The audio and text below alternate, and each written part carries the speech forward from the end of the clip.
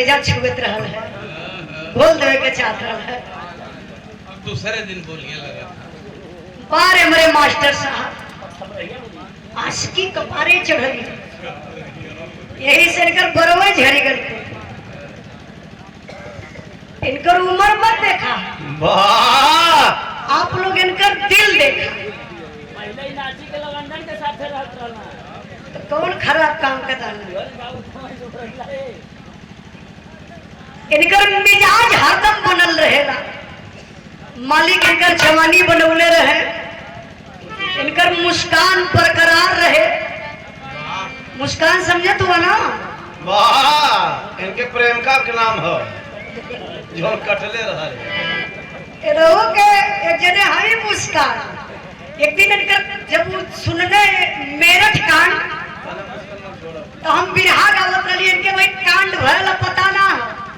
मेरठ कांड आप लोग सुन ले होगा यूट्यूब पर, हमारे आवाज में, हमारे चैनल पर उजाला यादव ऑफिशियल पर। एक पत्नी अपने पति के 15 टुकड़ा में काट के नीला ड्रम में भर दहलस। वाह, सही कहले। काहे? जब वो 3-3 साल विदेश रही का हुई। अरे ऐसा मत करा कि क्यों कमाई बदे न जाए। पेट का सवाल है भैया, घर द्वार लड़का प्राणी छोड़ के जाही के पड़ेला।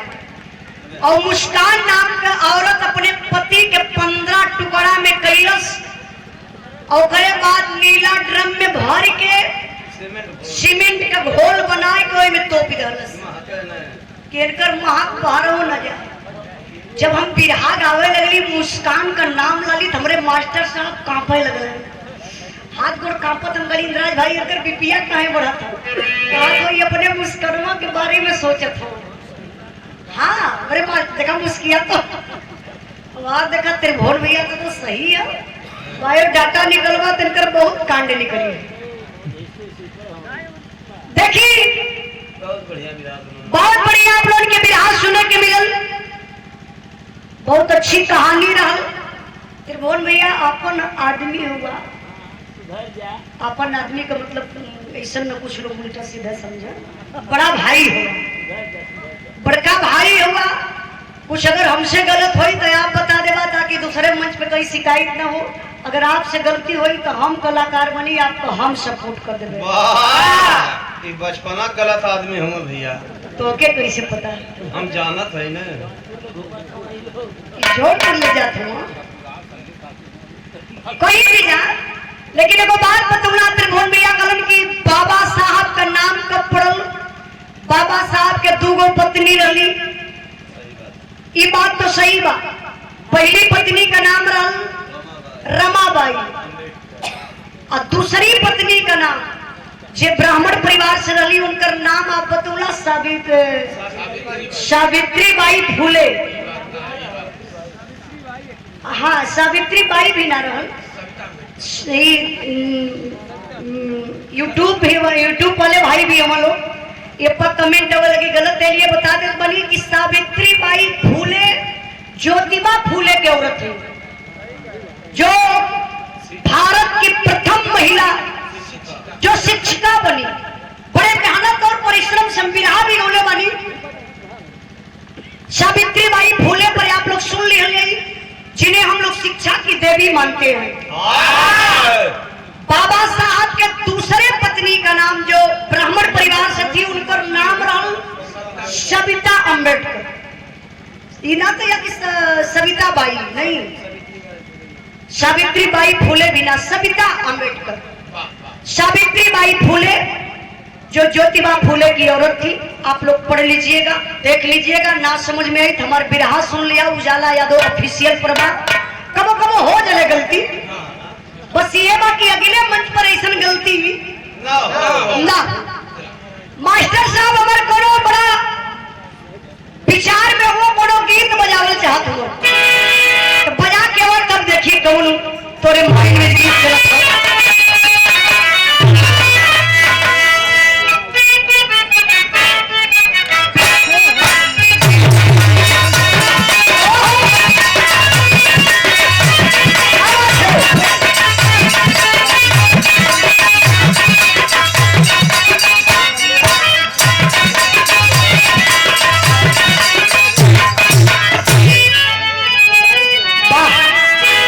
तो हर जवानी बनल रहे मास्टर साहब, एकदम सीजनी चीज बजा रहा। पेड़ का महुआ, परदेसी लोग जब गाना सुने बड़ा दिल लोगन का खुश होला। पेड़ पर महुआ टप टप टप टप चुबता, थोड़ा थोड़ा आम के तरफ देखबा तो इतना बड़ा बड़ा वो टिकोरा रहले रहेला। और जब वो टिकोरा लोग पावेला तो के लिया के सीढ़ी पे बढ़िया से कूच के नमक मिर्चा डाल के जब चटनी बना दी है जाला, और ओकरे ऊपर से मोटकी लिट्टी मिल जाले न हो। हाय हाय हाय तो दोपहरिया ख्याल वाला हो। और ऊपर से एक गिलासा गुड़े का देसी रस मिल जाए, तनी सा दही डाल जाए तो मास्टर साहब मिजाजे बन जाए। कौनो मर्द अपने मेहरारू के समझावत हो, कटिया लगल बा, सबकर अगल बगल का काट गल बा, और वही हमार काटल ना बा, हसुआ लालस कतार लालस, अल्ले के पति चलत बा दुल्हन के समझावत है। कहत बका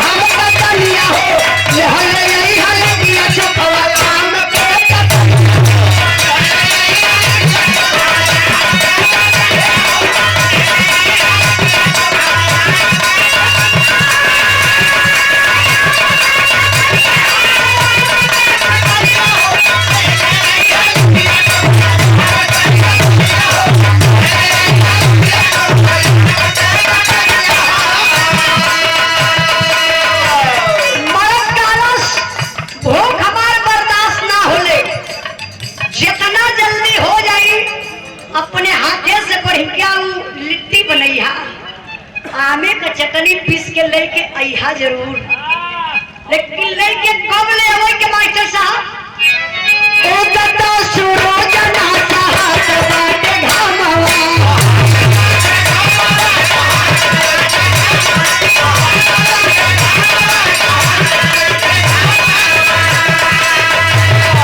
छान छान खेतवा में जोरे लागी चमावा।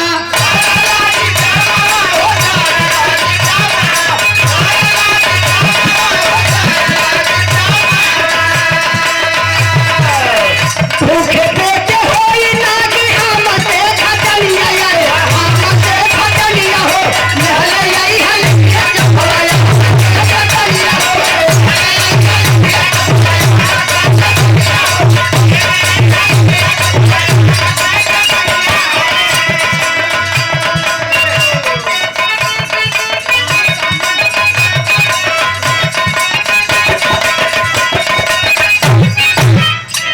कौनो मेहरारू का मरद बड़ा फियक्कर बा मास्टर साहब।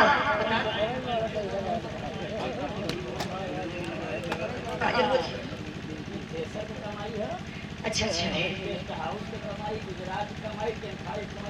बाकी है ये देखा थ्रेशर का कमाई बा। वाह, अब प्रेशर वाले बाकी है। गेस्ट हाउस गुजरात की कमाई, गुजरात का कमाई और टेंट हाउस का कमाई, और वही कुल बाकी है बा। क्या बात है, बस परिश्रम करत रही, मेहनत करत रही, पैसा का कोई पेड़ ना होला। वाह, पैसा वो कमात बा जे सुबह से लेके शाम तक नरेगा में काम करत हो। अब पैसा वो आदमी कमात बा जे दलाली करत है, जे नरेगा करवा खटवावत बा। पैसा वो आदमी कमात बा जे वहां से आदेश देत बा, देन के करबा सिर्फ शिक्षा कर। आप शिक्षा कितना बढ़िया कैले हुआ, वही के अनुसार आपके पास पैसा आई। कोनो देवी देवता के मंदिर में चल जा, रातों दिन हाथ जोड़ ले रहा कि हे माई हमके रुपया बारिश करा, कबो जिंदगी में 1 रुपया आपके ना मिली। वाह रुपया कब मिली? बेटवा हमारा पढ़ने के इंजीनियर बन गए। जब इंजीनियर बन गए, चाहे जौने विभाग में काम करी वही का पैसा पाई, यही से हमारा परिवार आगे बढ़ जाएगी। आज समाज में सबसे बड़ी दिक्कत और समस्या रोज अत्याचार बढ़त काहे बने? सिर्फ बेरोजगारी कई देन बा। जितना बेरोजगारी बढ़त बा उतने समाज में लूट खसूट हत्या मर्डर रोज डेली होता। कहा जला बैठल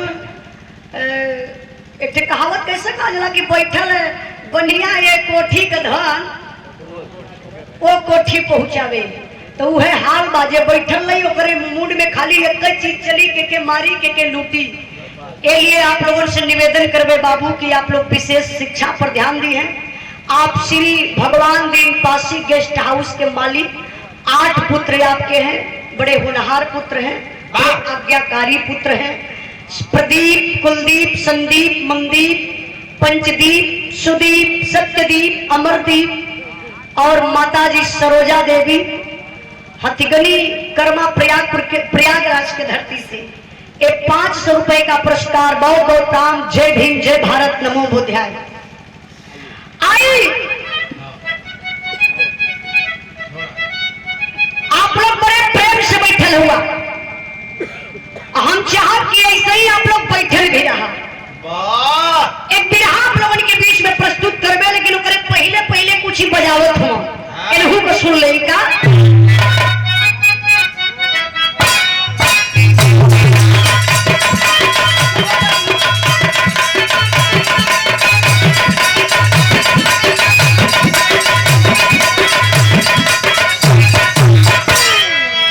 अच्छा तो भैया तारी के पियला हो, तारी वाला भैया तनी हाथ उठावा लोग तो। अरे बाप, हाँ 3-4 जने होंगे तारी वाला। अच्छा आपो लोग होगा। तारी अगर सुबह सुबह मिल जाए तो लोग कहला कि दवाई का काम करेले। का अंदर के कुल बीमारी खत्म। कोनो मरद तरकुल वाला तारी पियलस भगलान के घरे गयल तो जाए के मेहरारू के गोड़वारी बैठ गए। अब मेहरारू गुस्सा में देखलस ना, मरलस 1 लात। और जब 1 लात मरलस जाए को हरा उलट गया। हर जाए को उलट गया ना है खटवा से नीचे गया। मेहरारू मरलस 1 लात, खटिया पर से जाके भूई गिर गए।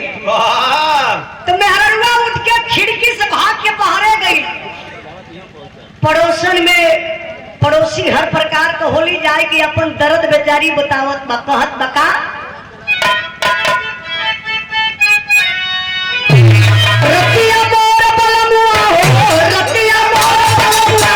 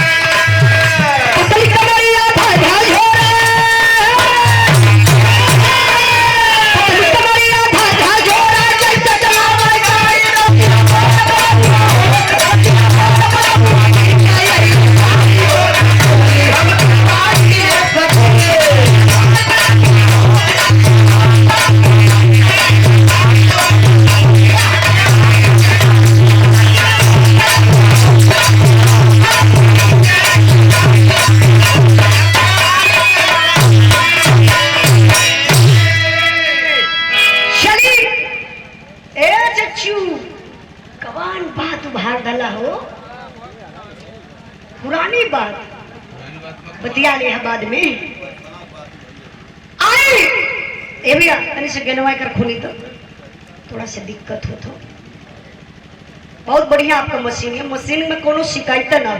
वाह, एक शिकायत है इनके मशीन में, कौन? रात भर अंगुरिया वही पर रखा। अच्छा भैया ये शिकायत है? अरे मशीन है कि अंगूरिये से सेट करी है, लाठी पहना गोजी जूता चप्पल से थोड़ी ना सेट करी है। आई एक बिरहा आप लोगों के बीच में प्रस्तुत करे चलत बानी। जवान आज घर घर का लीला बा, आखिरकार सब लोग यह चिल्लात बाकी समाज के सुधारा, समाज बिगड़ा था, लेकिन अपने अंदर के सुधारे के कोशिश न करत हो कि हम अंदर से सुधर जाएं। अगर आप सुधर जाएंगे तो आपका परिवार सुधर जाएगा। जब परिवार सुधर जाएगी तो देखी देखा पड़ोसी सुधर जाएगा, जब पड़ोसी सुधर जाए तो पूरा गांव सुधर जाएगा, और जब पूरा गांव सुधर जाए तो पूरा क्षेत्र सुधर जाए। देखी देखा, और जब पूरा क्षेत्र सुधर जाए तो पूरा जिला सुधर जाए, और जब पूरा जिला सुधर जाए तो पूरा प्रांत सुधर जाए, और जब पूरा प्रांत संभर जाए तो पूरा देश सुधर जाए। गलती कहाँ है? अपने में, अपने ही परिवार में। लोग एक दूसरे के ऊपर उंगली उठाते हैं कि आप गलत हैं, लेकिन मैं बताना चाहती हूँ कि जिसके ऊपर आप उंगली उठाते हैं उससे 3 गुना तो आप गलत हैं।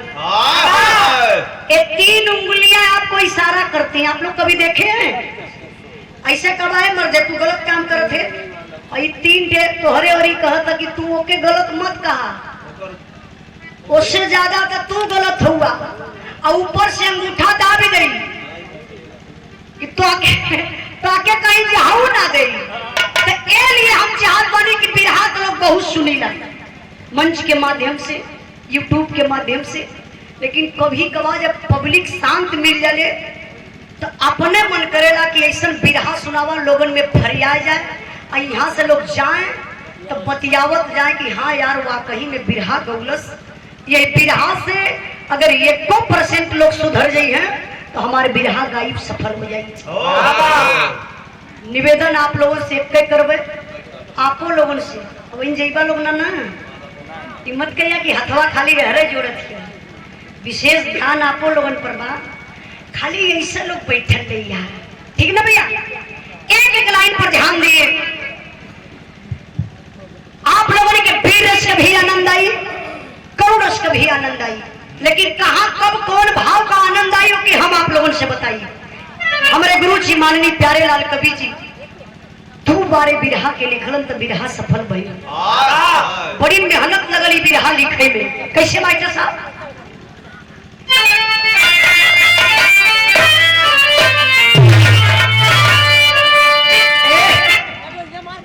वहां तक हमार निगाह जाती है।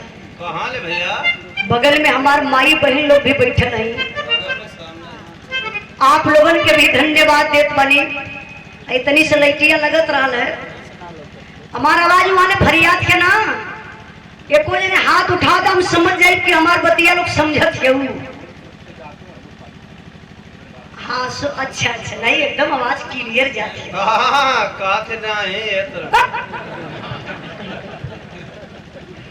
देखा मत कहिया कि उजलवा अपन ही धुन में रहा याद ना कैल से। हम आप लोगन के भी देखत बानी जैसे बैठल हूँ बैठल नहीं यार, ये बिरहा के सुनने के बाद उठिया लोग। अब एक एक लाइन पर ध्यान दें।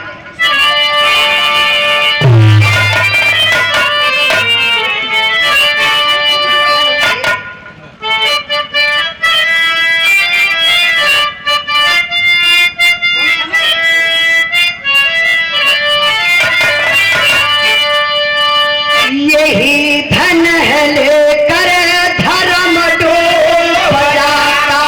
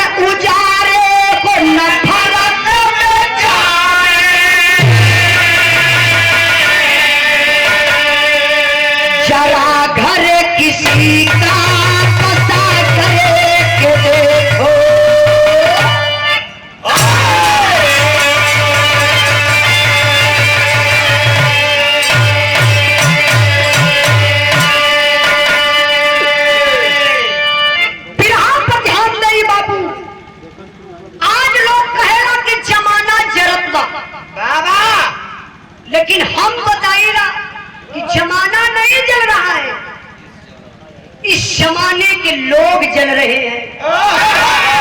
इंसान से इंसान की इतनी नफरत हो गई, इतनी ईर्ष्या हो गई कि इंसान इंसान के देखल ना चाहत बा। अभी त्रिभुवन भाई बतावत रहना कि आप ही के जिला का एक बेटा जो दलित का बेटा था, यहाँ से 7-15 किलोमीटर होगा ना दूरी, 5 किलोमीटर, मात्र 5 किलोमीटर। अच्छा इधर की इधर, अच्छा यहाँ जहाँ सामान अली हरे।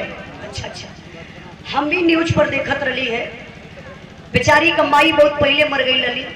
एक इतनी बड़ी लड़की बा, 2 छोटे छोटे बच्चे, और कुछ ठाकुर बिरादरी के लोग सिर्फ ये बोझा ढोए बदे बेचारा इनकार कर दिला। सर थकल शरीर भैया, मशीन थोड़ी ना बा। इतनी बड़ी जलन, इतना बड़ा अहंकार, इतना बड़ा अत्याचार उस गरीब के साथ, पेट्रोल छिड़क के आग जिंदे वो बेचारे के जला देना। बड़ी सोचने की बात है, सरकार क्या कर रही है। अच्छा मन काहे बढ़ा था? अरे भैया भैया के पिए था दादा, आप हुआ कहाँ मिलत बा? कहाँ मिलत बा भैया? नहीं नहीं वो वाला ना, बीड़ी गवत है। अरे कौनो कुछ नहीं मिलत बा। अच्छा अच्छा, क्यों अरे सब पिए था, जे पिए थोड़ी तरी से दूरे हट जाए भैया, बड़ा दिक्कत हो जाला। सादम काम बा। जानते हैं आप लोग, ईर्ष्या जलन अहंकार, जेकरा अंदर अहंकार हो गल, अहंकार के वृक्ष में लगता विनाश का फल है।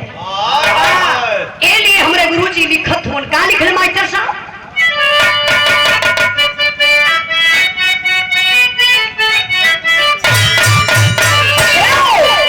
मेरे महबूब, मेरे महबूब मेरे साथ बड़ा चाल किया।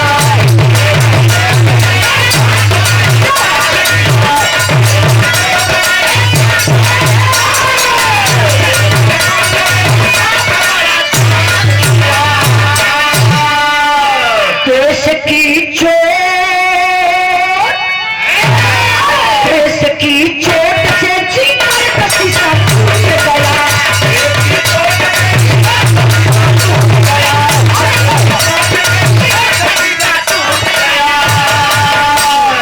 बचा था जो कुछ, बचा था जो कुछ तेरे हाथ लूट गया।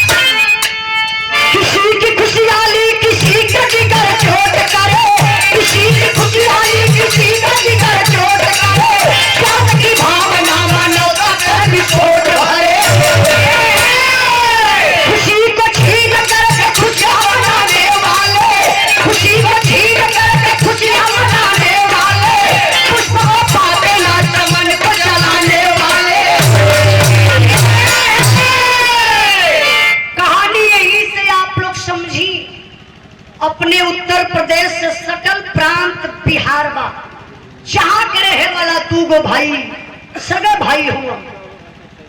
दोनों भाई में बड़ी मोहब्बत बा, बड़ा प्यार बा।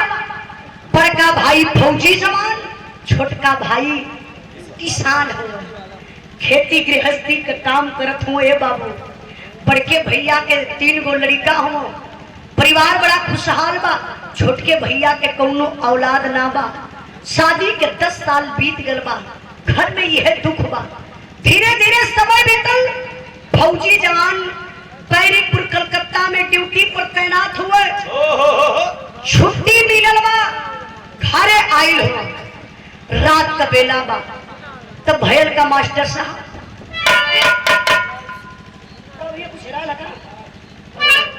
ले ले ले ले।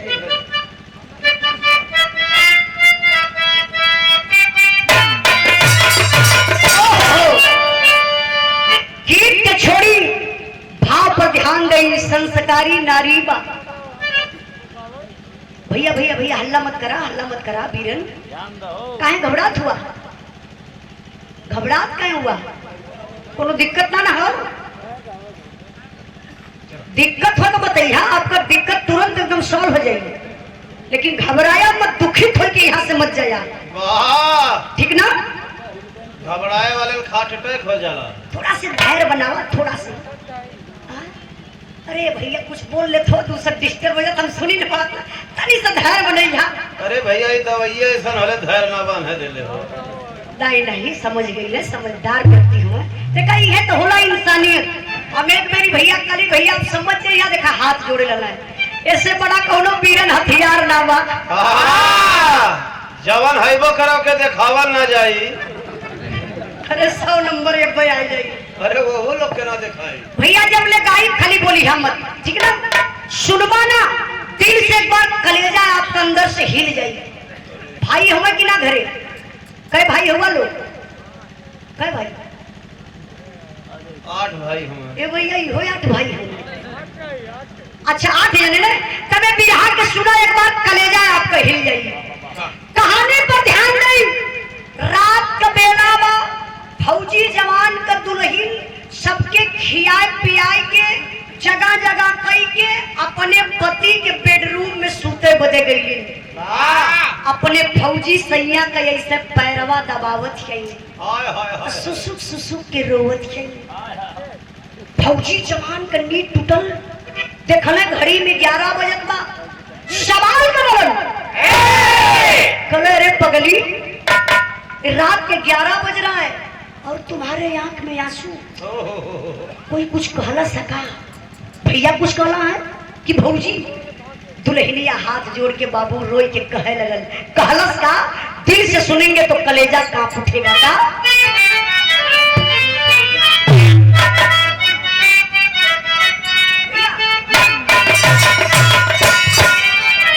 अरे माहुर लिया देता हमारा के खिया देता।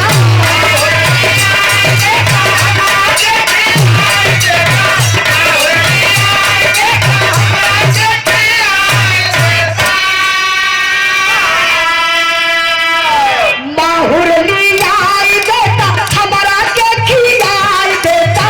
जिया लगा चला बेसंतान को बतिया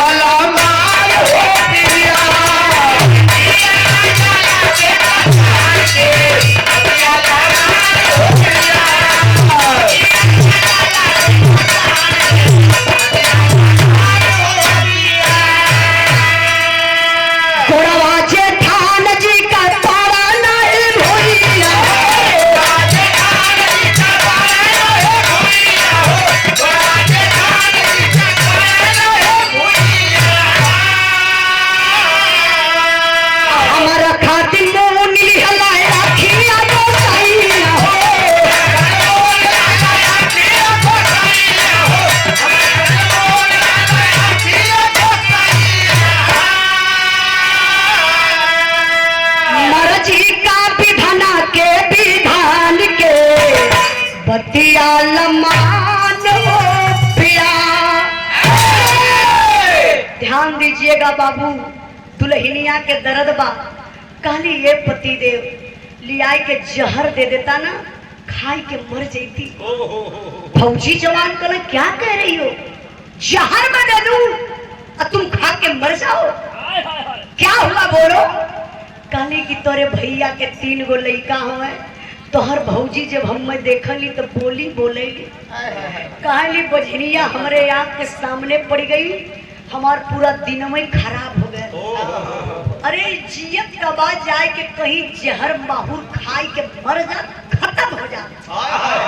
तब ले फौजी जवान उठ के खड़ा भइलन, अपने दुल्हनिया के आँख के ऐसे आंसू पोछल, या कवारी में दुल्हनिया के पकड़ समझावे लगल। देखा एक फौजी जवान के दूसर के और हाथ में कने पर मेहरारू अगर कान भरत तो मेहरारू के घर में छोड़ के दौड़ के भाई जात भौजाई का छोटा पकड़ के कई ऊंचा हन दे।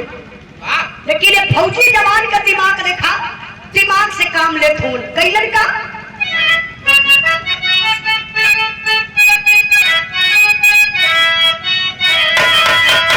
यार गीता दुल्हनी आके अरे गीता दुल्हनी आके फौज समझावेला पार करिए हमहन कर बुढ़ैया गोरी हो जियो भैया कर दुआर जियो भैया कर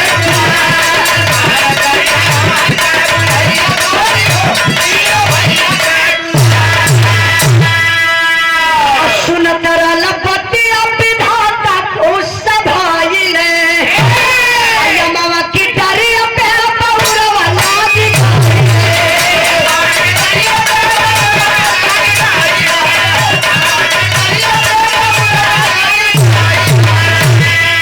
अरे पड़ी जब आधा जल में नेवरिया गोरी हो तब को सैया करी है पार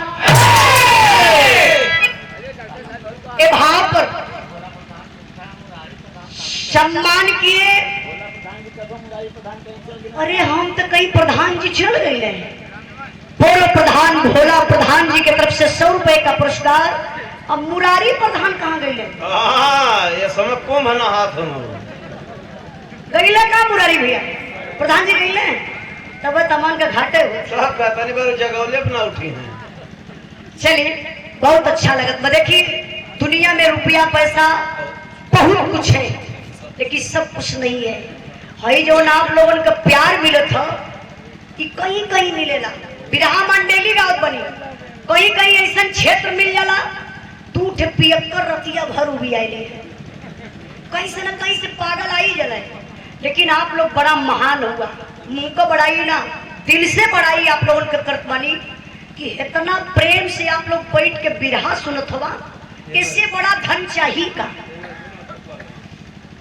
ये महफिल में के लगा था कि दारू और पिए रही ना वाह जे पियल हो रहा भैया उतर के समय ये खिलाफ है। अच्छा पियल हो रहा लोग का नहीं नहीं हमके लगत है ऐसा कि क्यों भैया पिए वाला ना बा ये अच्छी बात है। इतना शांति से बैठ के लोग सुनत होगा ये और प्लस पॉइंट हो गई। नहीं तो ऐसे क्या बोला है भैया तनी बैठा बैठा ये भैया तनी चुप रहा तो बोले गवैया का दिमाग डिस्टर्ब होत रहेला। लेकिन बहुत बहुत दिल से धन्यवाद आप लोगों के देत बनी। आप लोग जमीन पर बैठल हुआ एक जमींदार की हैसियत से इतना प्यार दुलार आप लोग देत हुआ अमान मंच पर हिला एक चौकीदार की हैसियत से। वो बगलिया गद्दवा सुतल लोग गद्दार होंगे कहा दिखाई मतलब एक दूसरे से जलन इनके बहुत ज्यादा है। और तू कहाँ बैठल हुआ? अलग से रजाई ले बैठल है। अब यही राजा हूँ बड़का। तो आई मेरी बिरहा पर ध्यान दई। ए हमार बिरहवा कहाँ रही है? ये लोग से का मतलब तू गावा। अरे हमार चचा बहुत बहुत धन्यवाद। देखा चाचा बिरहा पकड़ के बैठल हूँ। देखा हम बताई ना गवही वाले का जिम्मेदारी ना गावे वाले से ज्यादा जिम्मेदारी जब सुनने वाला लोग समझे ना तब वो बिरहा सफल हो जाए।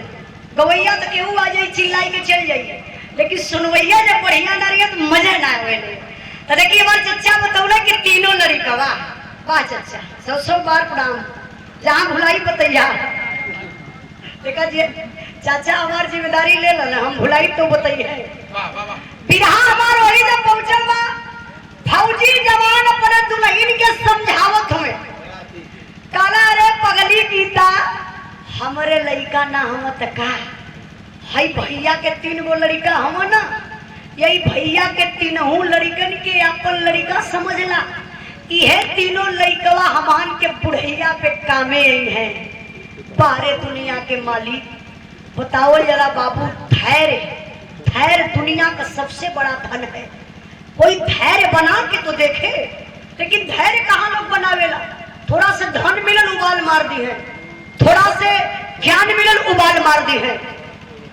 तो ये लिए बताओ बनी फौजी जवान धैर्य बनौले दोनों प्राणी लगत है बतिया मालिक सुन रहा वही अइला में गीता के गर्भ रहे। वाह सोचा 10 साल के बाद खुशी घर में आई गीता गर्भवती हो गई। हाँ, वो समय भगवान ऑनलाइन रहना।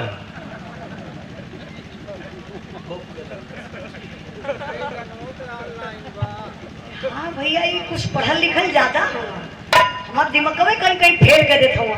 ये देखिए, डॉक्टर सूरज सरजू प्रसाद यादव, कर्मा प्रयागराज से। डॉक्टर साहब कहाँ हैं आप? अच्छा, आपको हर से बहुत बहुत धन्यवाद। सेकेंड गार्ड छोटका भगवान आप लोग भाई, बहुत बहुत प्रणाम। 100 रुपए का पुरस्कार। सब भाई लोगों के नमस्ते प्रणाम। जय भीम, जय भारत, नमो बुद्धाय। ध्यान दई विरहा पर।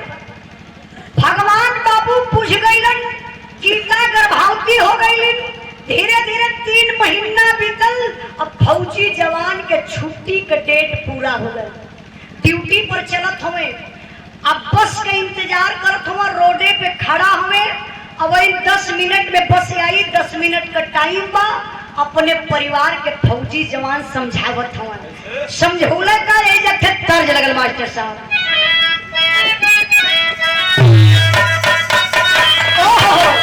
वहां पर ध्यान दे, कहना है क्या? माल करिए में चलल, माल करिए में चलल,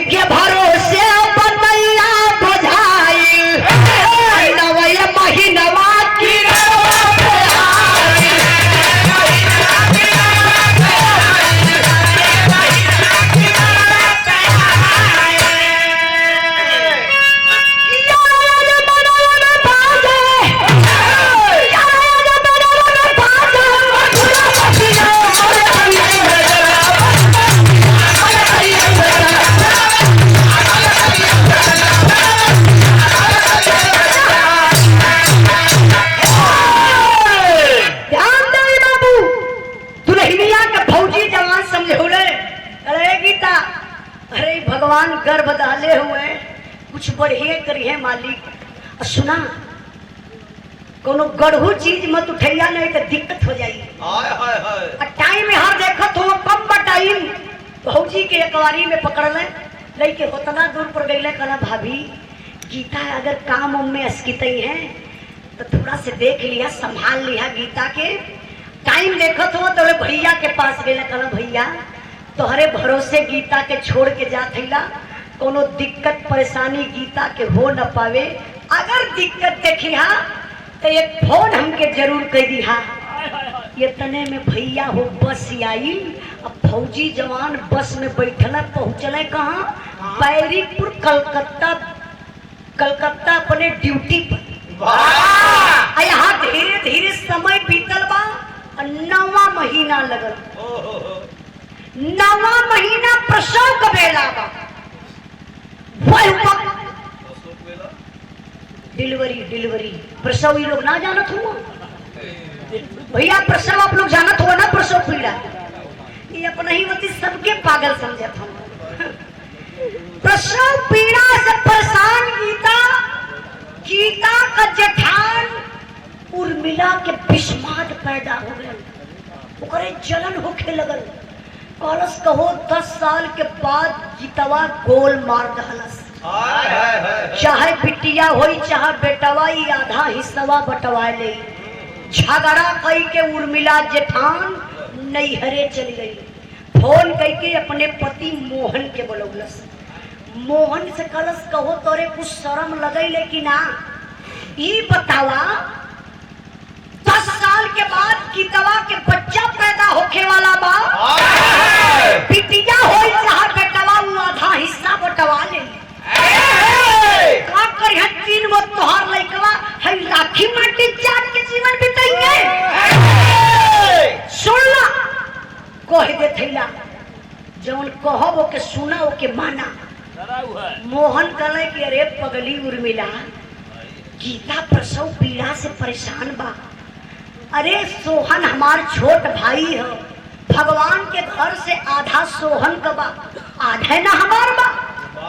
अब गुस्सा में लाल कल सुनना, सोहन ड्यूटी से रुपये भेजवावे ले। खेतिया ने हम करीला। अगर गीतवा के जिंदा बच्चा पैदा हो जाई, समझ लिहा यही नैहरे में जिंदगी बिताए दे, तो हरे घरे मुंह दिखावे न आई। विचार बदल गया मोहन का। यही से हम बताइए बिरहा के सुनने वाले भैया बाबू सबके पास परिवार बाबू मर्द लोगन के कौनो कमजोर नस होले, जौने मर्दे का मेहरारू कमजोर की नस पकड़ लहलस। वो मर्दे के जिंदगी चौपट। हाँ 100% है तो मर्द का जिंदगी चौपट। कहते मिला खबरों पार्टियां पकड़ाई है, इन्हों को पकड़ाई है बढ़िया से। फोन कैलस अगर ना उठल तो सुबेरे ले तूफान बा, जहर चाहिए वो हर मेहरारू न चाहिए। लेकिन बिरहा पर ध्यान दे नहीं तो बिरहा भटक जाइए इनके चक्कर में। अब मोहन ने बात के मान गए, कहा हाँ उर्मिला तू सही है कहा तू, अगर बिटिया होई चाहे बेटवा वो आधा हिस्सा बंटवा ले, हम चलत है कौनो उपाय लगाई। यही है पैसा दिल दिमाग भाई, यही है पैसा दिल दिमाग, न्याय धर्म को चूर करे, देकर के मोहब्बत की फांसी भाई भाई को दूर करे। प्रसव की बेला में गीता वसीला नर्स के पास गई, हो गई भर्ती बिना पति के, गीता वहां उदास हुई।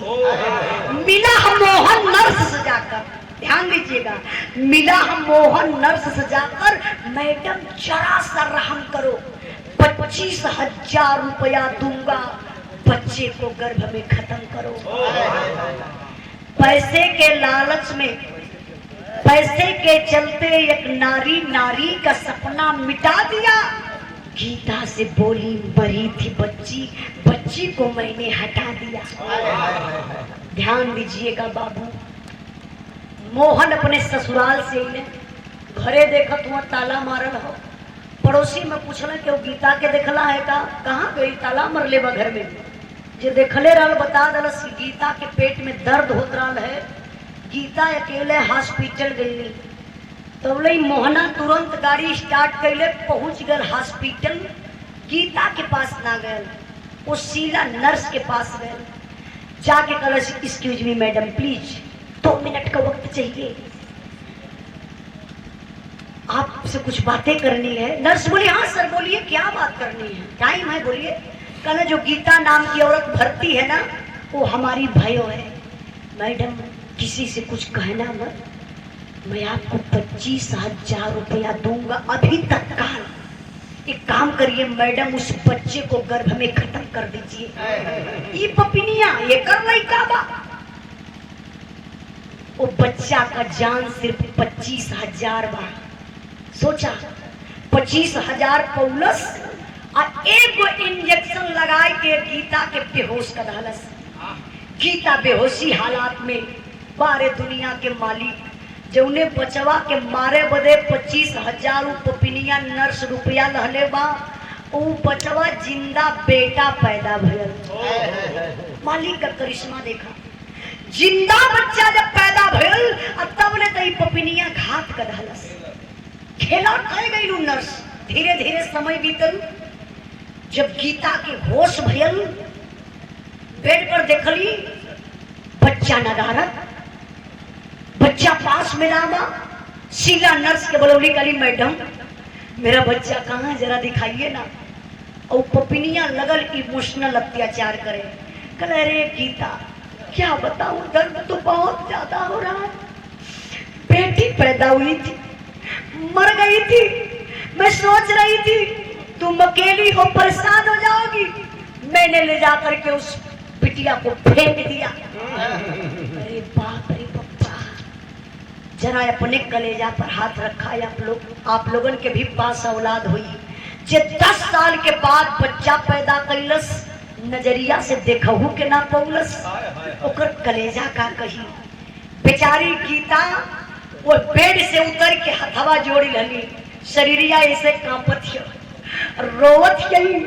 वही शीला नर्स के पैर पे गिर के बाबू कोहली का दिल से सुनेंगे ना, पत्थर सा कलेजा पिघल जाएगा। रोवत कैसे देहली जनमना खेलावाले का भागी भाई और जहरा का सुइया लगाई दे तू बहिनी।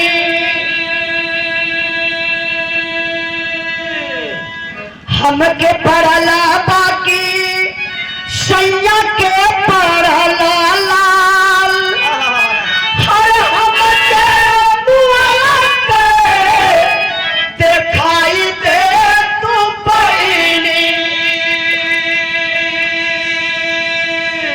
मुहावा के चुमी ले कोरा में खेलाई ले अरे भाई जी के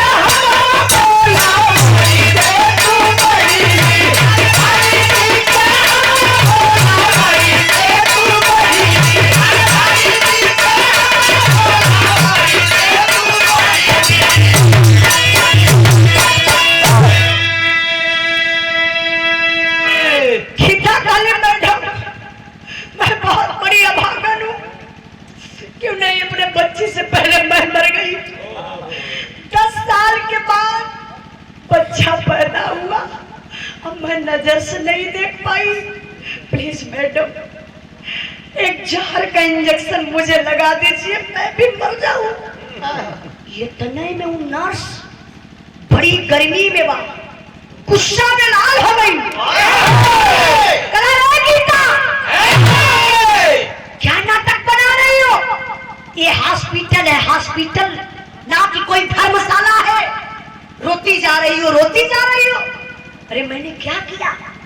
बोल रही हो बेटी पैदा हुई थी, मर गई थी, उसको मैंने फेंक दिया, अच्छा न किया। कल हाँ मैडम मैं चाहती हूँ मेरी मरी हुई बच्ची की लाश दे दो, एक बार अपने बिटिया का चेहरा मैं देख लूं। मुझे पड़ी थी कि मेरे पति देव को चेहरा पड़ा था मैडम। फिर गुस्सियाई गई नर्स, कहले क्या नाटक बना रही हो? देख सुन गीता, अगर इलाज करवाना है तो शांति से इलाज करवा ले, नहीं तो वरना मेरे हॉस्पिटल से निकल कर चली जा। गीता कहली मैडम मैं चली जाऊंगी, प्लीज मैडम मेरे भाई जी को बुलवा दीजिए। भाई जी कौन समझ रहे हैं आप लोग? अपने जेठ के, कोई मोहन के बुलावे कहले। संदेशा भेजवा करके शीला नर्स मोहन को बुला लेती है। जब मोहन आइलन तो नर्स के पास अब ना जात हुआ, डायरेक्ट गीता के पास गईलन। तो कैलन का मास्टर साहब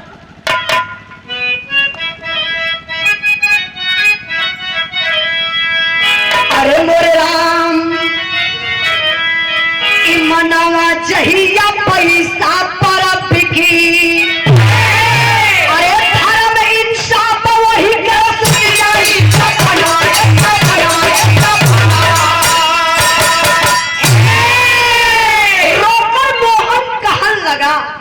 रोकर मोहन कहन लगा गीता मन में करो सबर, को मंजूर न था जल्द चलो अब अपने घर। मोहन बनावटी घड़ियाल का आंसू रोवत हो, कहला सरे गीता बहुत दर्द हो रहा है, मैंने सुना सब कुछ, बेटी पैदा हुई थी मर गई थी, क्या किया जाए, चलो घर चलते हैं। अब तो गीता और टूट गई, बिखर गई बेचारी।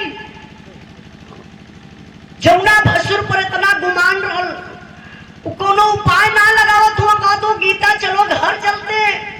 गीता कली भाई जी हम कौन मुँह वाले के घर में जाई, आज लोग बाजिन बाजिन कहला है, आज के बाद हमके लोग पापिन कही जन्मौला सोई हॉस्पिटल में खाए गई।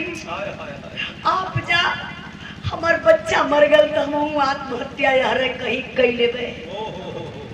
इतनी बतिया पपियवा मोहना सुलस बाबू ना मनवे मन में करे गुदगुदी बरतियो, एकर बच्चा मर गल, बच्चा के शोक में इहो मर जाई।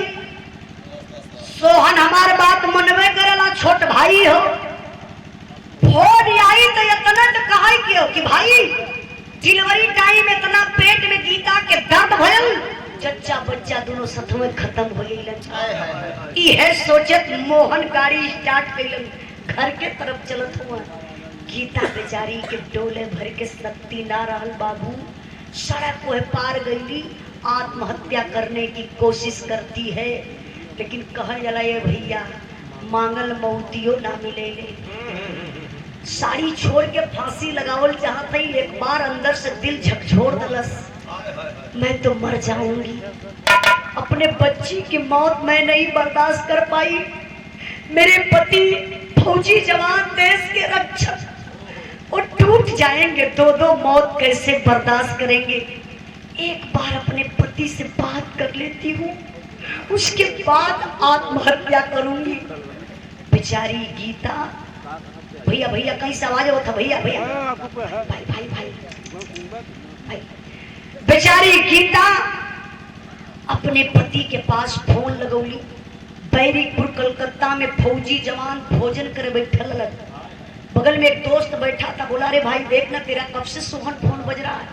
सोहन फोनवा देखा, कहना अरे यार ये तो तुम्हारे भाभी का फोन लगता है, कुछ खुशखबरी है।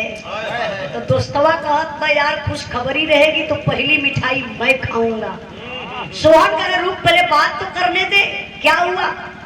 पहला वर्ड बोल रहे फौजी जवान, हेलो गीता, अरे कोनो सुबह समाचार बताइया, का हाल बा। गीता का कलेजा फट गया, आवाज बंद हो गई। फौजी जवान कहा गीता अरे पगली क्यों नहीं बोल रही हो, बोलो ना क्या हुआ, बोल बोल क्या हुआ। कुछ देरी के बाद हिम्मत कैलस, कलेजा फटत बा। कोई फोन पर रोई के बाबू गीता बतावत बाबू, कलेजा फट जाएगा। बताउली कैसे मास्टर साहब।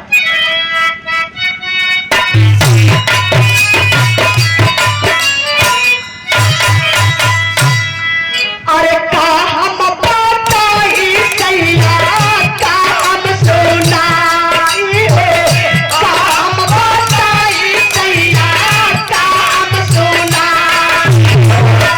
बाटा जो शोभा समाचार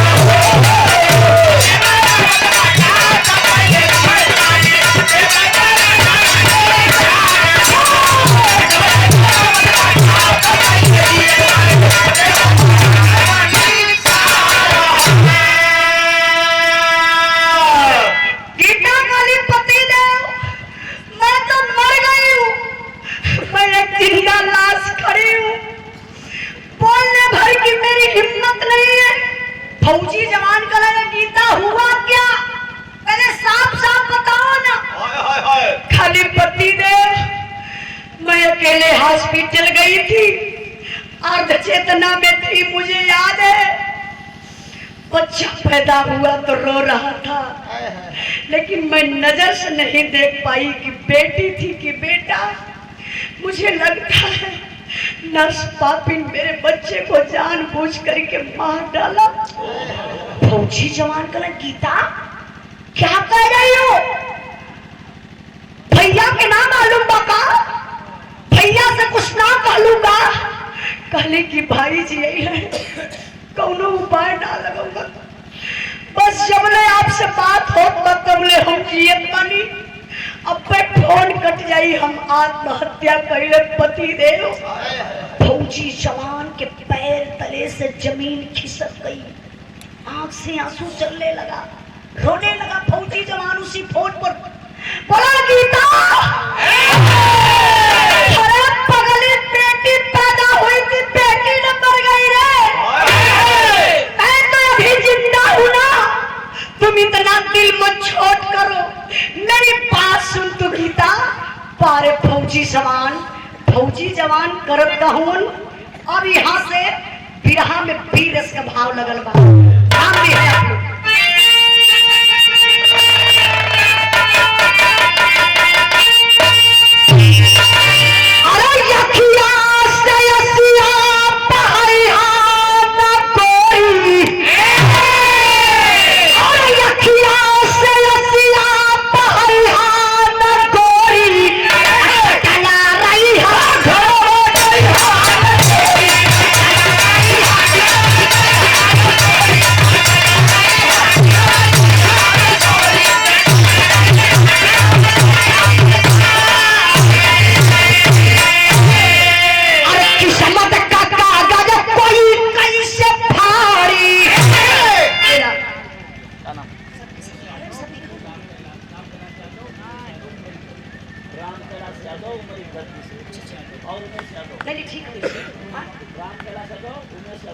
आप राम कैलाश यादव उमेश यादव बड़े भैया जी की तरफ से उमरी के धरती से एक वीर रस के भाव पर, फौजी के भाव पर सम्मान किए 200 रुपए का पुरस्कार देके भैया के बहुत बहुत नाम आशीर्वाद का चाह रही। यही ही 5 मिनट और शांति आप लोगों का चाह, जैसे बैठ के शांति बनौले हुआ ऐसे शांति रहे।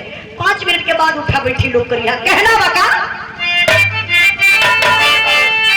अरे किस्मत का कागज कोई कैसे फाड़ी,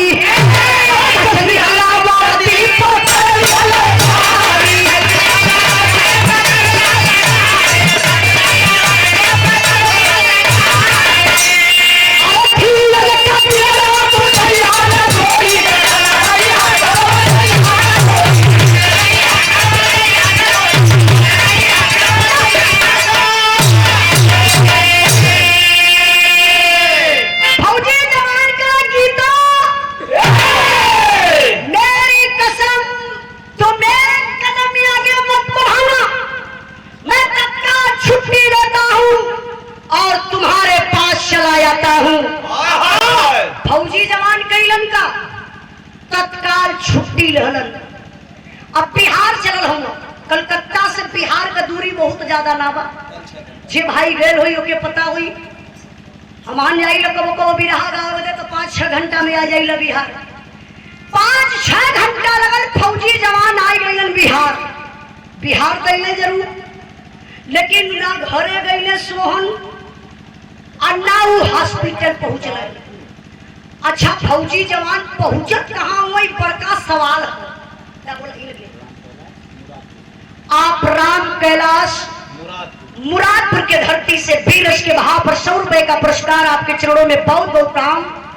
जय भीम, जय भारत, नमो बुद्धाय। जरा बिरहा पर ध्यान दीजिएगा बाबू। फौजी जवान पहुंचत कहाँ वो मास्टर साहब,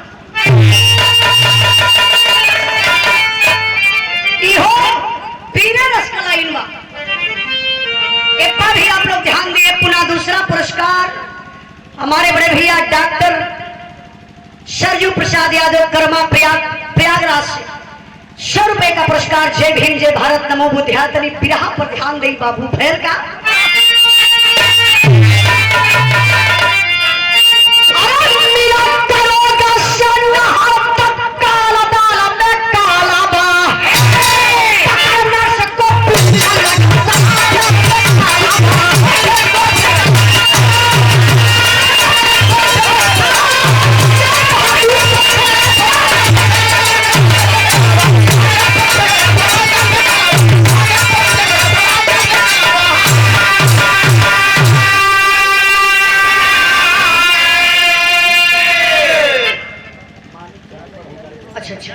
बोलब भी बहुत जरूरी बा। हौसला बढ़ावे बदे पुरस्कार मिलेला। मानिक चंद्र बाबूजी बढ़ौना के धरती से 20 रस के भाव पर 51 रुपए का पुरस्कार देके सम्मान किलन। ऐसा हम बिरहावे गावत बनी कि कई रस आप लोगों के मिल जाए। ऐसा बिरहा बड़ा कम कवि लोग लिखल है, या तो 20 रस गल तो 20 रस में बिरहा उड़ जाई, नहीं तो करोड़ है तो करोड़ों में खत्म हो जाए। लेकिन कवि के लेखनी पर भी ध्यान आप लोगों का रहे। आप श्री प्रसाद यादव उमरी के धरती से 200 रुपए का पुरस्कार और इनकर 300 रुपया हम आंग के बांट लेवे के। बड़का बेईमान बैठल है, पहले 300 वापस कर ले भैया, नहीं तो बेईमान हो लेके आजमगढ़ निकल जी है। बहुत बहुत भैया के प्रणाम। लेकिन वह लाइन मास्टर साहब उठा के रहे।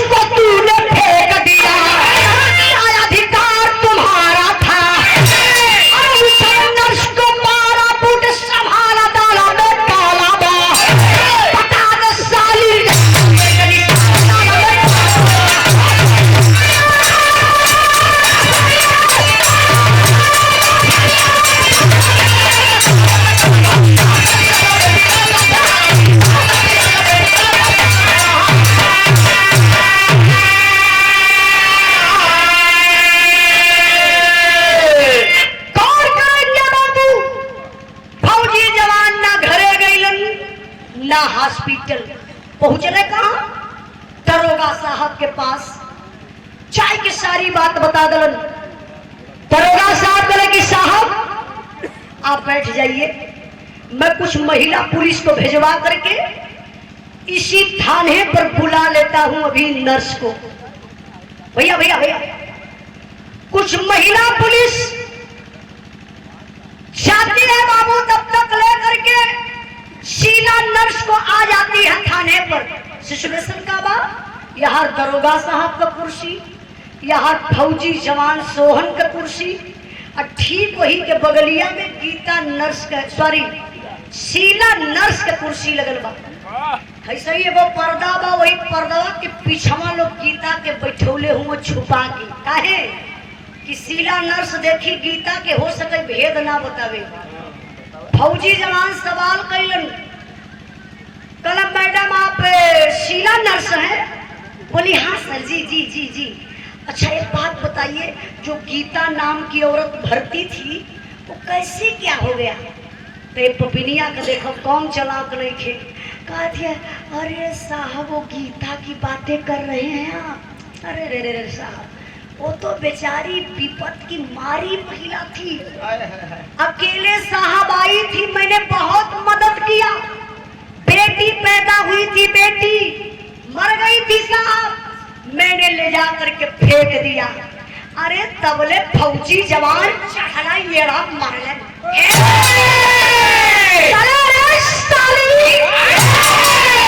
जिंदा बच्चा था, मरा हुआ बच्चा था, बच्चा माँ हमारा था, उसको तूने फेंक दिया, क्या अधिकार तुम्हारा था?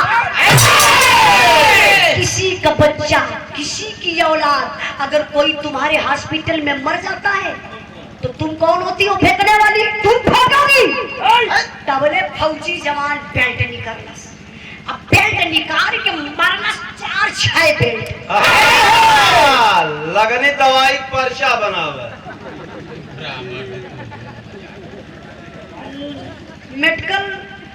मेडिकल वाई नहीं कर।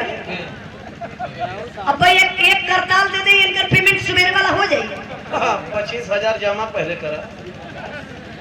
आप श्री प्रकाश भैया गोसाईपुर से बिरहा के भाव पर ₹51 का पुरस्कार देकर के हौसला बढ़ाए। बहुत बहुत प्रणाम। आप नंदलाल कोटेदार जी उमरी के धरती से ₹100 का पुरस्कार देकर के हौसला बढ़ाए। बहुत बहुत प्रणाम है। वीर रस के भाव पर रहल तनी विचार करा कि फौजी जवान निकाल के 4-6 बेल्ट मरलन। कने मूर्खी औरत, बेटी पैदा हुई थी, तू क्या समझती वो बेटी को? क्यों फेंक दिया? मर गई थी बच्ची, उसके माँ को देना चाहिए था ना। तुम कौन होती हो फेंकने वाली? फौजी जवान फिर बेल्ट तनला। अच्छा तो मेहरारू को जात 4-6 बेल्ट जब लगल तो गाय नियर लगल कांपे। कहा कि हे साहब हम मत मरिया हो साहब, बहुत चोट लगत बा साहब, एकदम साफ साफ बता दे साहब। दरोगा साहब बगल में खड़े हुए, कुछ बोलत ना हुआ। तो फौजी जवान के इशारा करे कितना आसानी से ना बताई तो फौजी जवान एक बेल्ट फिर देहले। आप बुढ़ऊ दादा लोग गांव में थे कहावत कहना, ये लोगों का कहावत कोनो गलत ना होला कि मार के आगे भूत भागेला। 4-6 बेल्ट लगल, अपने मन में मशीन नियन उगले लगल।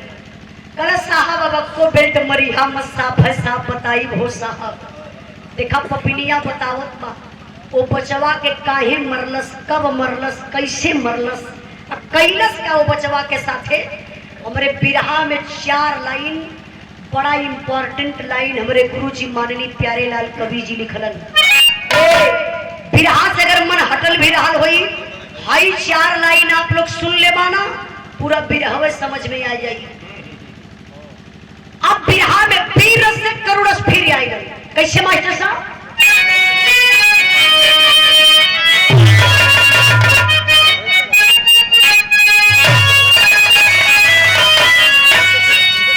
भाई के आगे मौत भी लैला दुनिया में बाबू।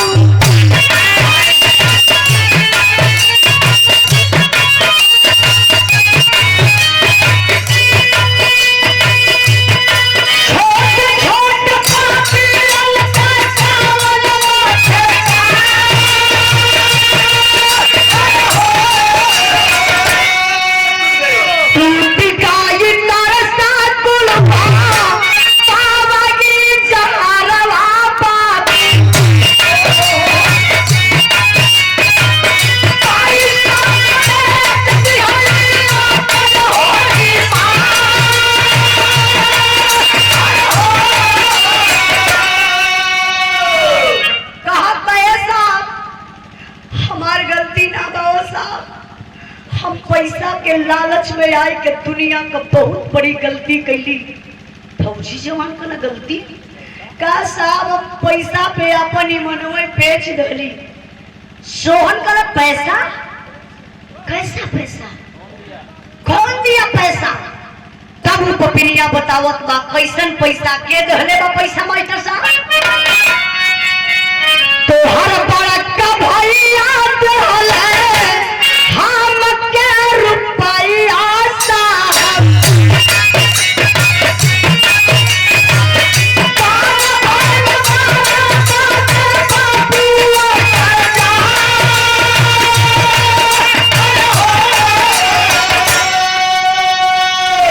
कले साहब आपका बड़का भैया मोहन हमके 25,000 रुपया दहले, कहले वो बचवा के गर्भोई में खत्म कर दा साहब। हम पैसा के लालच में आए के एकदम झूठ ना बोलब साहब, सही सही बतावत बनी। एक ऐसा इंजेक्शन लगौली जौने में गीता बेहोश हो गई। वही बेहोशी हालात पे हो साहब।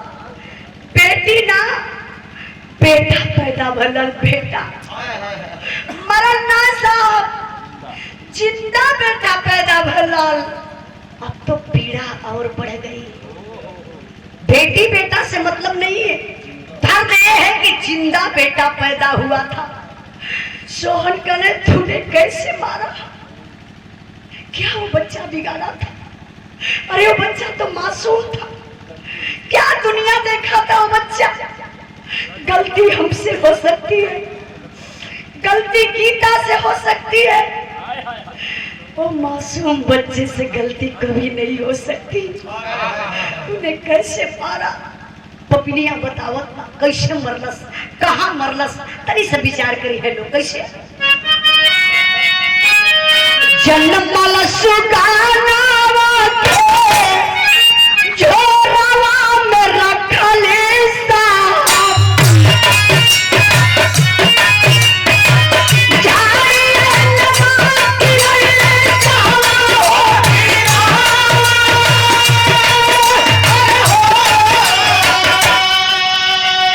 पुलिस फोर्स साथे चलले नरसो पपनिया बाबू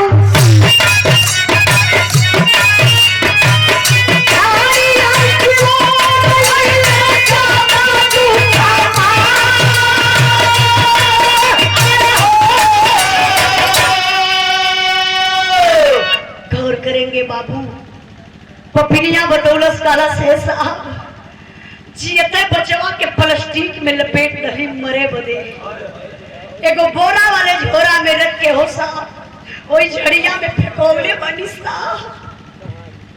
फौजी जवान अब तो और टूट गया,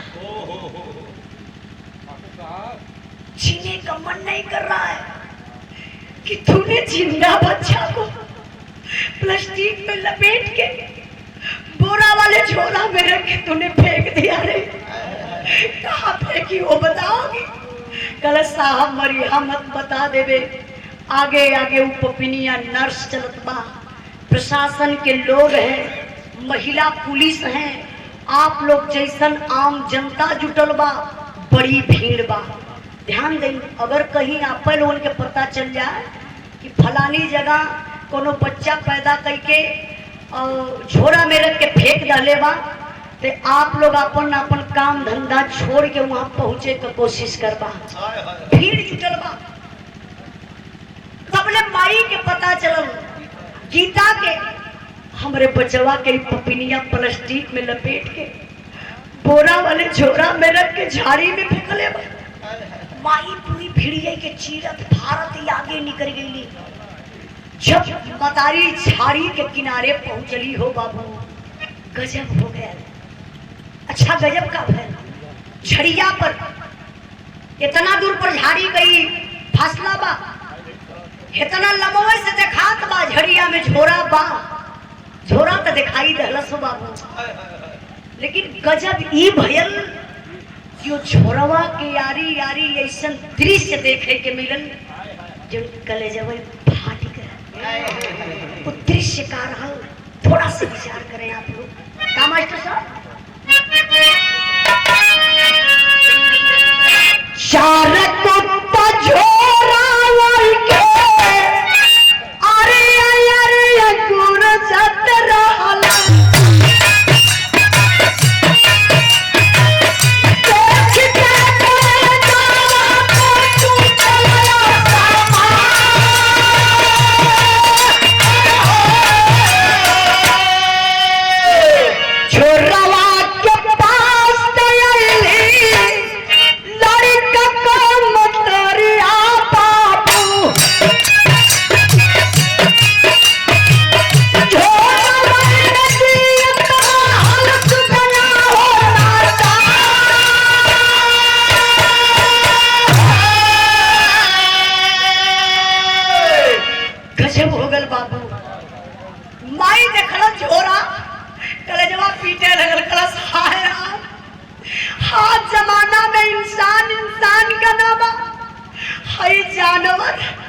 चारिगो बड़े बड़े कुत्ता आपस में गुर्जत रहन, वो झोरवा के खींचा तानी कैले हुआ। माई गलसी लाल खामरे खा गई अपने हीरा को हरो मांस देखे के ना पाई। हे राम, माई धड़ाम से गिरल, चार गो औरत उठाई के खड़ी कैली।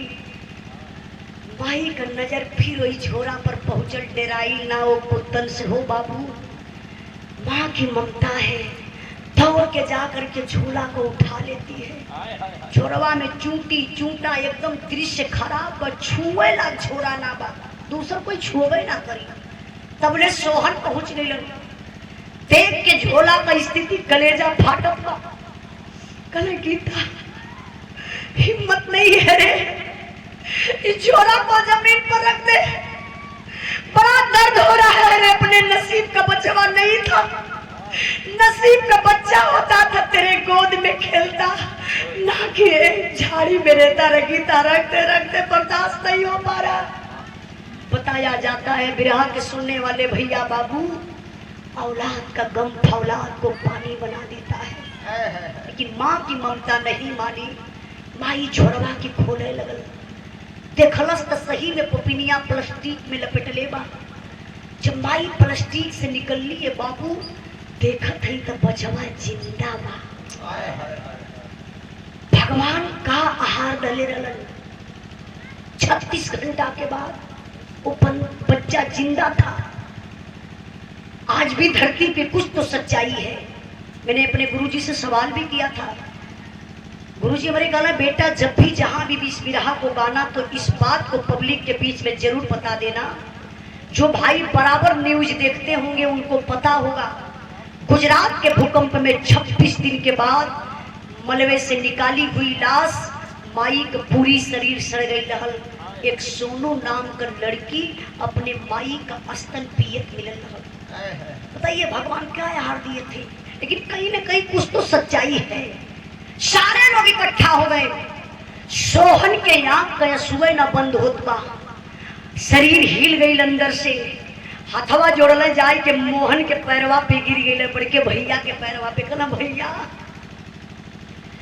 भौजी ऐसा कहीं कैले हो तो कहा ले तू बर्दाश्त करता।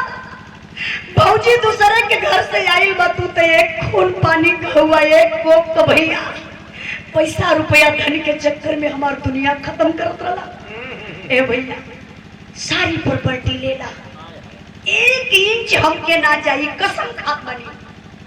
सुना ना भैया, तू किसान हुआ, हम फौजी जवान है, रुपया भी कमाई ला, देश का रक्षा भी करीला, जवान सर्विस के रुपया पाई, कुछ आधा तो के भी भेजवावत रहा।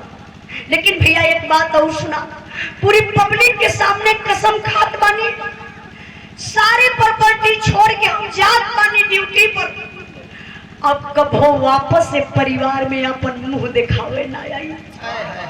गलती से भी आ जाई भैया ना, तू दोनों परानी डरा जाई बाकी भाई आएगल हिस्सा बंटवा ले। यही लिए कबो जिंदगी में परिवार में ना आई। फौजी जवान सोहन अपने बीबी बच्चा के रहना बाबू चल रहा बैरिकपुर कलकत्ता ड्यूटी की तरफ। तबले दरोगा साहब बगल में खड़े हैं, आवाज दिए, ए सोहन है, रुको रुको रुको, कहाँ जा रहे हो? कहने साहब मैं तो ड्यूटी पर जा रहा हूँ, कभी नहीं आऊंगा। दरोगा साहब कह सुनो आओ मेरी गाड़ी में बैठ जाओ, बस स्टॉप तक छोड़ देता हूँ, कब तक पैदल जाओगे, परेशान हो जाओगे।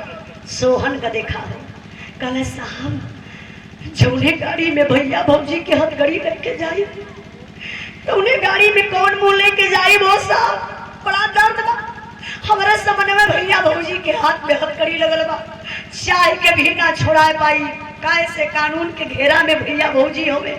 साहब आप जा, हम पैदल चल जाइए। दरोगा साहब गाड़ी स्टार्ट कर, मोहन के औरत के सीला नर्स के हाथ में हथकड़ी लगोले हुए, ले जाए के जेल में बंद करे बदे गाड़ी में बैठा के लेके जात हूँ बाबू। तबले तक गजब हुआ। सोहन 4-6 कदम आगे बढ़ौले, ऐसे पब्लिक सब लोग देखत बा, मोहन के तरफ क्यों ना देखत बा, सब सोहन के देखत बा, देखा हो जात बस सोहन अब कबो लौट के ना आई बारे। मोहना तो भाई के साथ ऐसन कैले धन खातिर रे, जमीन खातिर ऐसन कदले देख जात बा, अब कबो ना आई। तबले तो भैया वही पब्लिक में से हो एक से ऐसन आवाज आई न जो करेजवई के चीर रहलस। वो आवाज केकर रहल, कैसन रहल? बिरहा का आखिरी लाइन बा, 1 से 2 मिनट और आप लोग बैठल है, ऐसे ज्यादा कष्ट ना दे, बस 1 से 2 मिनट आखिरी समझ लिया तब उठिए। का मास्टर साहब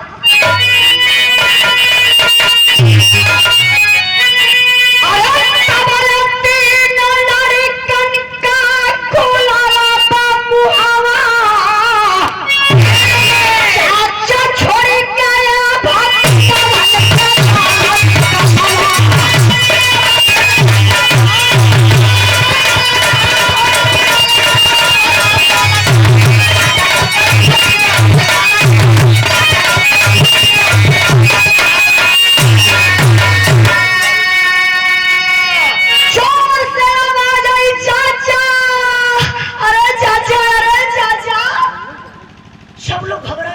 कैसी आवाज चाचा चाचा की?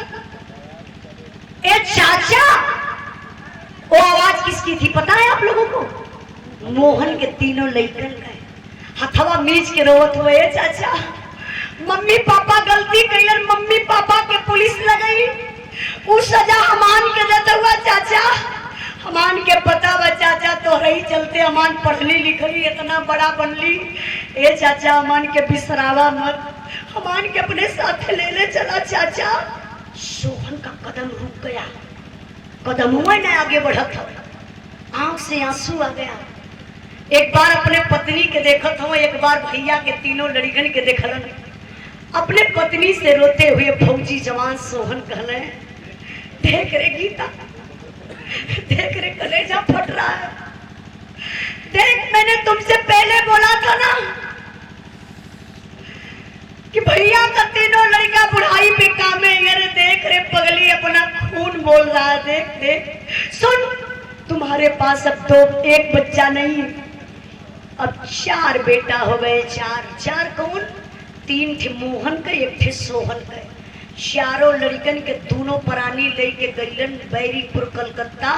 चारों लड़कन के वही जब पढ़ौले लिखौले, चारों लड़का जब सयान भइलन तो चरहू लड़कन के दोनों प्राणी बियाह कइलन। अच्छा नंबर का आयल?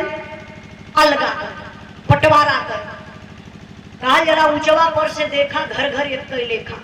जितना भाई लोग बैठल बानी सबके घर में बंटवारा भइल हुई। हम कहिला बंटवारा होके के भी चाहिए, बंटवारा से विकास होला, लेकिन बंटवारा कैसे होके के चाहिए? धन दौलत रुपया पैसा का बंटवारा होके के चाहिए। प्रेम मोहब्बत भाईचारा का बंटवारा कबो आप लोग मत करिए। आज सोहन 20 बीघा खेत रहल, हिस्सा तो ही बनत बा। 10 बीघा सोहन के अकेले लड़का का हुई, 10 बीघा में से मोहन का तीनों लड़का ले हैं। लेकिन बारे सोहन में सलाम करती हूँ, प्रणाम करती हूँ ऐसे फौजी जवान को। इससे आप लोगों को सीख लेनी चाहिए। फौजी जवान 5-5 बीघा वो चरहू लड़कन के नाये बराबर हिस्सा दे। ओ मालिक भाई देते हैं विपत्ति बांटने के लिए, ना कि संपत्ति बांटने के लिए। आज तो लोग संपत्ति बांटने में जुटे हुए हैं, लगे हुए हैं। देखो तो अगर भाई एक बित्ता ज्यादा ले लस तो दूसरे दिन वो तलवार खरीद के लिए के छुपाई दे। 1 महीना ना दे जाए दे तो बोले भाई का गर्दनिए काट दे। अब वही तत्काल आप लोग देख ले सुल्तानपुर का घटना, छोटका बेटा बड़के भाई और बाप के एक दिन गोली मार दलस। खाली ये बोले कि बड़का भाई रुपया कमाई के अपने नाये कुछ जमीन लिखवा ले रहा। अरे यार क्या हो रहा है? आप लोगों की मानसिकता कहाँ जा रही है? ये तो निश्चित है कि एक दिन सबको मरना है, कोई कुछ लेकर आया नहीं है। आजा बाबा दादा लोग यह जमीनिया इतने जोतल बोल, इतने हमानो जोतत बहुत बनी, आने वाला पीढ़ी भी इतने जोती बोई। स्प्रिंग ना कि तनी अन्ना तोरे कफन में जेब हो कि सारी प्रॉपर्टी बटोरबा कफन में लेके चल जाइबा। नहीं मेरे बाबा, इसलिए मैं आप लोगों से कहना चाहती हूँ, बिरहा हमार गौले का मतलब तात्पर्य ई बा कि भाई हो तो ऐसा सोहन जैसा, अब मोहन जैसा भाई पैदा होके के रहे। तो जन्मता सारे मर जाए तो ठीक है। हाँ, और नहीं तो पैदा ही ना हो, नहीं तो समाज के दूषित कर दिए। आज मैं आप लोगों से बताना चाहती हूँ, मास्टर साहब तू ध्यान दे। आज भाई का हिस्सा हड़प के अपने बेटवा के कबो जिंदगी में मत बनैया। ये लिए कि तोहरे जियते तोहरे समन्वय सारी हड़फल प्रॉपर्टी बेच के तोहर लइका अयासी कनाई दारू पी जाई और तोह के मार के घर से भगा दी, फिर कटोरा थमाई दे। कई दिन भर मांगा सार अब मांग के देवा वही का फिर दारू पी। ए लिए मैं आप लोगों से कहना चाहती हूँ कि आप लोग बेटा अगर लायक रहेगा तो कमाई के 10 गुना प्रॉपर्टी बना ले, लेकिन नालायक रही तो बेच के खाए पी के बराबर कर दे। तो ए लिए बाबू आप लोग मोहब्बत का भाईचारा का बंटवारा कबो मत करिया। भाई से मुस्कियाई के लगा करिया, जेके अलगा का विचार बनत होई मेहरारू बड़ा चढ़ावले। हां तू कमात हुआ कुल तू ही तो देखत हुआ, वो का करत हुआ। अरे हां भाई ठीक बा, मेहरारू से राय ज्यादा वो मत ला राय हम ना कबे, लेकिन वो मेन बात मत बतावा कि जौने से हमार घर फूटे। मुस्किया के करा हाई भाई तोर घर बा, हाई हमार रूम बा, हाई हमार दुआर बा, हाई तोर दुआर बा, प्रेम से बंटवारा कैला। ये है देखा मोहब्बत बा, ये है प्यार बा, ऐसे अपन दुनिया बचल रही। अगर हमार बात समझ में आई हुई तो आप लोग अपने दिल दिमाग में रखिया, जगरे ना समझ में आई हुई भाई का लड़का कैसे मुआवा आई भैया ऐसा क्यों मत करिया। बिरहा का आखिरी लाइन आखिरी भाव हमारे साहब,